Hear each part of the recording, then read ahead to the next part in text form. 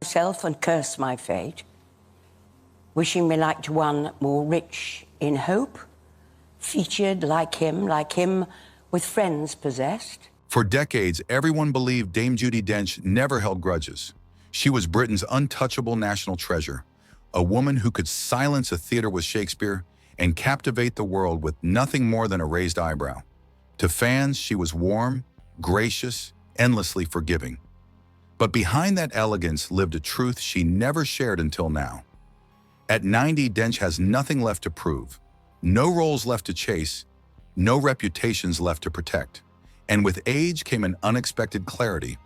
For the first time, she began speaking openly about the people who tested her patience to its breaking point. Actors who dismissed her, directors who mocked her process, colleagues who mistook kindness for weakness, and most shocking of all, names no one ever expected.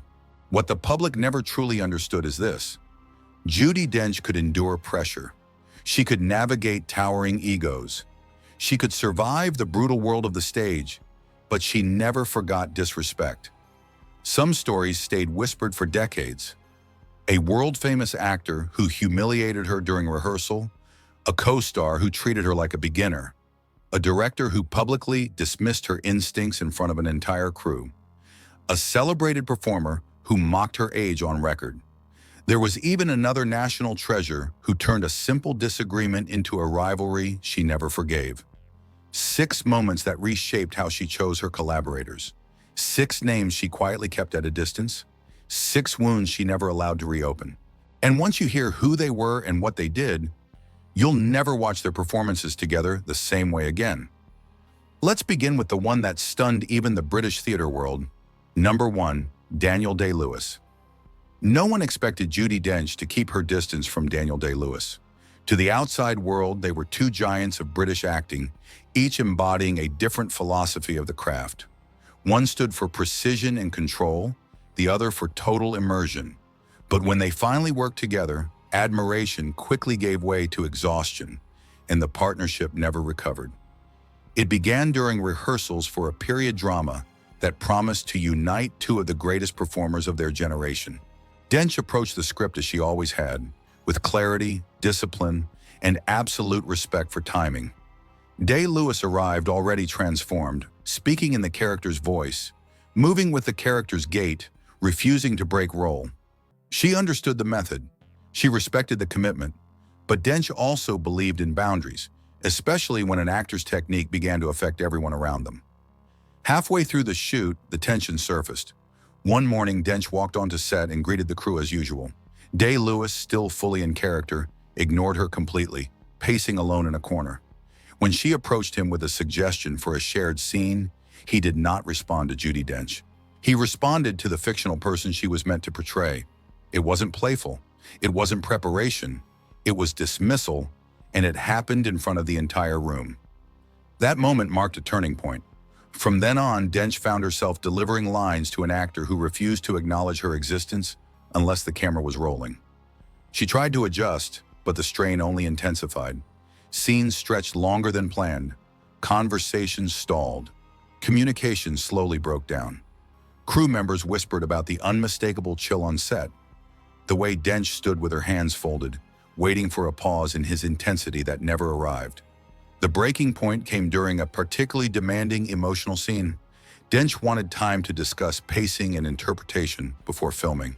Day-Lewis refused, insisting that truth could only be discovered in the pressure of the take itself. She remained composed, but that moment exhausted her patience.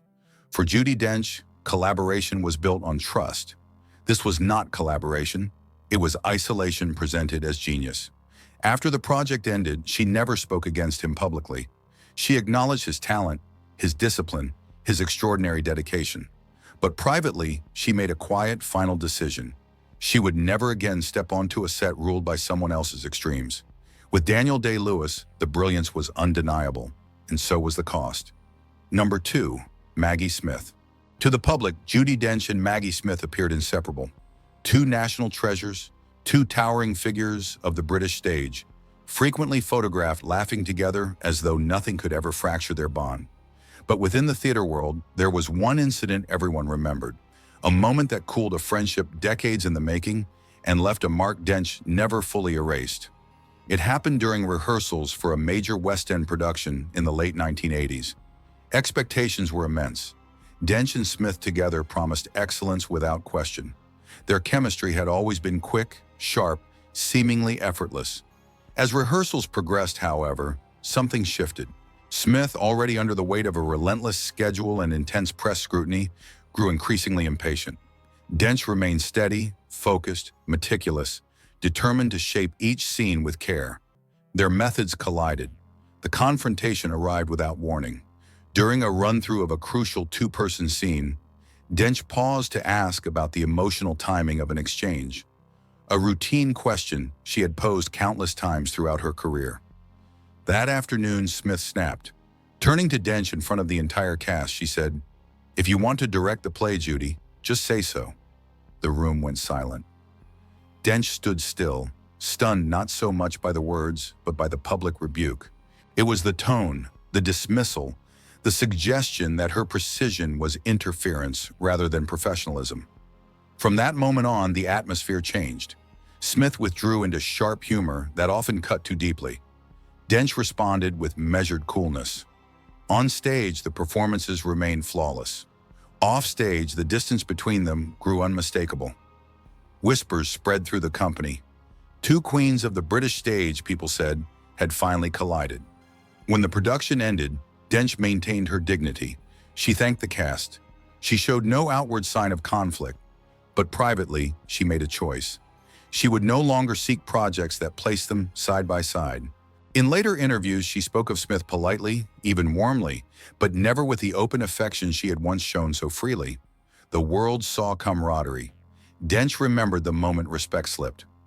Number 3, Kenneth Branagh. No one expected Kenneth Branagh to appear on Judi Dench's private list. To the public, they were Britain's golden pair, mentor and protege, the Shakespearean duo credited with bringing classical theater back into the mainstream. But behind the public admiration was a very different story. What audiences never witnessed was the fracture that formed at the peak of Branagh's rise, a wound Judi Dench never fully allowed to heal. In the early 1990s, Branagh revered her. He studied her choices, her phrasing, her discipline, her fearless command of text, and she in turn respected his ambition, his intensity, his relentless drive toward greatness. Every collaboration between them felt charged, as if two generations of British theater had merged into one. Producers quietly spoke of a long future working side by side. Then came the rehearsal that changed everything. They were preparing a pivotal scene for Branagh's new Shakespeare adaptation. Dench arrived with the script completely deconstructed, lines pulled apart, rebuilt, shaped by decades of hard-earned craft. Branagh, carried by the momentum of sudden stardom, dismissed her approach in front of the entire room.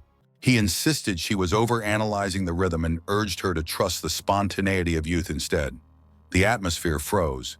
Dench wasn't offended by disagreement. She was offended by the lack of respect. This wasn't a discussion. It was a public correction. And coming from someone she had once supported, it cut deeper than any critic's review. Their working relationship shifted overnight. He pushed for speed. She pushed back with precision. Tension surfaced through private notes, clipped remarks, and long silences between takes. What shocked her most wasn't that he disagreed. It was the sudden arrogance. In a single season, the student had declared himself the master. After the film wrapped, Judi Dench remained polite but distant. Invitations to reunite on stage quietly faded away. Interviewers noticed she rarely mentioned him unless directly asked, and when she did, her responses were brief, technical, and stripped of any warmth. The public assumed their collaboration had ended naturally. It hadn't. Judi Dench simply chose not to work in spaces where respect could disappear so quickly.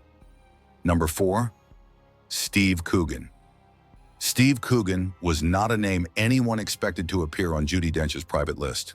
They came from different generations, different corners of British entertainment, and entirely different philosophies of performance. Yet their brief collaboration left a sharp impression, one Dench never forgot.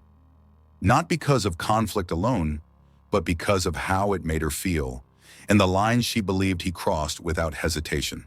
The friction began during early table reads for for a high-profile project designed to pair Dench's dramatic gravity with Coogan's comedic edge. Producers hoped the contrast would feel fresh and electric. At first, Dench welcomed the energy. She admired Coogan's timing, his quick instincts, his ability to reshape a line in seconds. But the balance would not hold. What she never accepted, however, was condescension disguised as humor. It surfaced during one of the earliest rehearsals. As Dench carefully examined the emotional foundation of a scene, she asked the director about a precise character moment. Before the director could answer, Coogan interjected with a grin. "Judi, the audience isn't writing a dissertation," he joked. "They'll be fine if the line is just funny." Polite laughter rippled through the cast. Dench did not join in. She lifted her head slowly, not insulted by the joke itself, but by what it suggested. To her, depth was not ornamentation, it was the work. And in that moment, Coogan had reduced it to a nuisance. From then on, the atmosphere shifted. Coogan improvised freely, drifting through scenes Dench had constructed with her usual rigor. He altered rhythms, changed tones, dismissed feedback with the ease of someone certain the room belonged to him. Dench stayed outwardly calm, but the distance widened. Crew members noticed how she sat quietly, script clutched in her hands, waiting for him to settle, waiting for the noise to subside enough for real acting to begin. The breaking point came during a rewrite session. Coogan casually suggested cutting one of Dench's monologues, joking that the film needed less lecturing and more charm. It was meant to sound lighthearted. It didn't land that way. Dench closed her script. She looked directly at him. She said nothing. The silence was enough. Everyone in the room understood a line had been crossed. After the project ended, Dench avoided speaking about Coogan altogether. When interviewers brought him up, her answers were brief and neutral. She neither criticized nor complimented him. She simply moved forward. And for Judi Dench, that silence was the clearest judgment she ever delivered. Number 5. Harvey Weinstein. Harvey Weinstein was never someone Judi Dench expected to encounter closely, yet he became one of the few individuals she quietly resolved never to trust again. To the public, their professional relationship appeared cordial. He backed several of her films, praised her discipline, and publicly called her one of the greatest living actors in cinema. But behind closed doors, there was a moment Dench never forgot, a moment that revealed exactly who he was and how far he was willing to go to control those around him. It unfolded during an awards season campaign in the early 2000s. Dench had just delivered one of the most acclaimed performances of her career. Weinstein, infamous for his aggressive strategies, wanted complete authority over her publicity schedule. Dench, who valued autonomy more than accolades, resisted. Their conversations grew increasingly strained. She insisted on choosing when and where she appeared. He insisted he knew best. At first, it was pressure. Then it became patronizing. The turning point came during a private meeting in his office. Dench questioned a campaign tactic she felt distorted her work. Weinstein leaned back in his chair, smirked, and said, "Judi, leave the thinking to us. You just show up." She froze. The words weren't raised. They weren't theatrical, but they carried a level of condescension she had rarely encountered in her entire career. And in that instant, she understood this was never about publicity. It was about power. And he assumed she would bend because everyone else always did. He was wrong. Dench ended the meeting swiftly. She didn't raise her voice. She didn't argue. She simply stood, walked out, and adjusted her position forever. From that moment on, she quietly limited his access, declined multiple projects, and imposed firm boundaries on any future interaction. Industry insiders later noted that Dench was among the very few people who never allowed Weinstein to intimidate her. She dealt with him calmly, precisely, offering nothing beyond the minimum professionalism required. Years later, when allegations against him became public, Dench expressed shock in interviews. Privately, her reaction was far simpler. That single meeting had shown her enough to recognize the darkness people had whispered about for decades. She never worked closely with him again.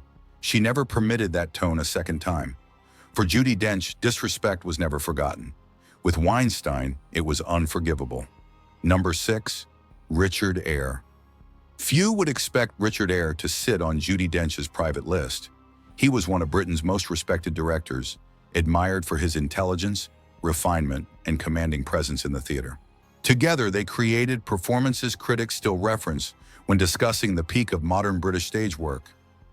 Yet behind that success lay a conflict sharp enough to end their partnership and leave Dench with a quiet resentment she never tried to hide again. The tension surfaced during a prestigious London production in the late 1990s, a project that demanded absolute precision. Dench entered rehearsals prepared, grounded, and deeply connected to the emotional core of her role. Air arrived with a very different philosophy. His process was built on total control. Every pause, every gesture, every tonal shift had been mapped before rehearsals even began. For many actors, that structure felt reassuring. For Dench, it felt suffocating. The breaking point came during a private rehearsal. Dench suggested adjusting the pacing of a key monologue, believing a subtle shift would give the scene greater weight. Air shut it down immediately. He didn't debate it. He didn't explore it. He simply said, "Just follow the map, Judi." The words were flat, final, dismissive. Dench froze, not because he disagreed, but because he spoke to her as if she were an inexperienced apprentice, not the artist who had carried some of Britain's greatest roles. From that day on, rehearsals became a silent tug-of-war. Dench searched for truth within the emotional beats. He insisted on structure. She pushed for nuance. He pushed for symmetry. Their disagreements were never explosive. No raised voices, no public confrontations. But the tension was undeniable. Crew members later recalled the way Dench would stand motionless after note sessions, her script pressed against her chest as if weighing how much of herself she was still willing to offer to a vision that no longer felt collaborative. When the production ended, critics applauded the final result, but Judi Dench had already made her choice. She withdrew quietly. There was no public criticism, no dramatic rupture, just distance. Years later, when asked about working with him, her replies were brief and carefully measured, polite, professional, and entirely without warmth. The world remembered a celebrated collaboration. She remembered the moment she was made to feel like an outsider in her own craft. For Judi Dench, that was the one line that could never be crossed.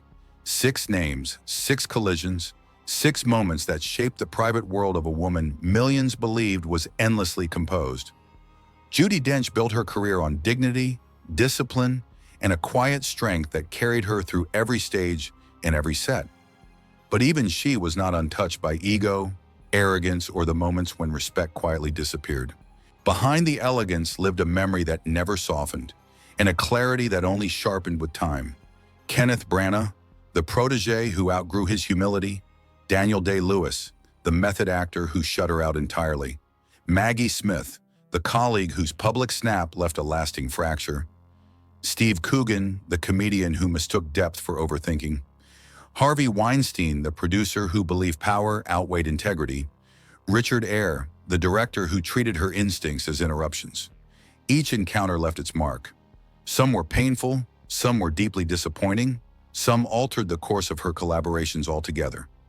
None were forgotten. For Judi Dench, professionalism was uncomplicated. You arrived prepared, you treated people with respect, and if someone crossed the line, you did not reopen the wound. The public saw warmth, wit, a national treasure with limitless patience. The truth behind the curtain was more guarded. She wore her standards like armor. She protected her craft without apology. And when that craft was dismissed even once, the relationship rarely survived. These 6 stories are not about scandal. They are about the cost of disrespect in a world that demands endurance. And now that the names are known, the question is yours. Which of the 6 surprised you most? And do you believe Judi Dench was right to walk away?